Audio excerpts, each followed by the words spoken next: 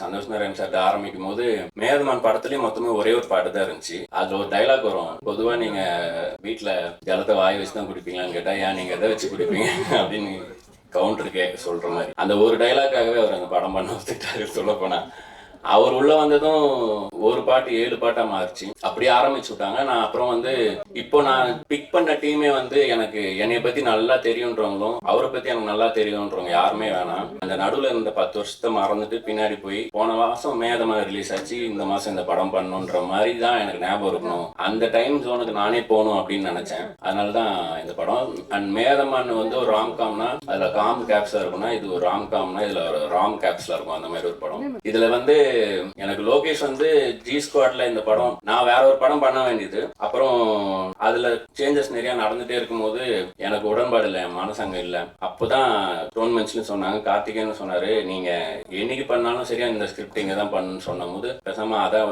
அடுத்த படமா பண்ணலான்னு தோணுதுறான்னு சொன்னேன். உன ஹார்ட் என்ன சொல்ல அதை பண்ற அப்படின்னு சொன்னா, அதுக்கப்புறம் இப்போ வரைக்கும் அவன் இன்னும் கதைன்னு தெரியாது அவனுக்கு. இப்பதான் டைட்டில் தெரியும்னு நினைக்கிறேன். மனுஷன் தூரத்துல இருந்து இப்போ ஒரு ஹீரோ நடிச்சிட்டு இருக்காரு, குற்றாலத்துல இருக்காரு. ஸோ அங்கிருந்து அட்லீஸ்ட் ஒரு லெட்டரா விஷ் பண்ணி எழுதி கொடுத்துடலாம். அது கூட பண்ணல. ஸ்கிரிப்டே எழுத மாட்டான், லெட்டர் எங்க எழுதுவான் கரெக்டா. ஸோ அதனால அவரோட ஆசிரியரியா பிரதீப் வந்திருக்காங்க. பிரதீப்பும் லோகேஷும் க்ளோஸ் காலேஜ் மேட்ஸ் அப்பத்துல இருந்து இப்போ வரைக்கும்.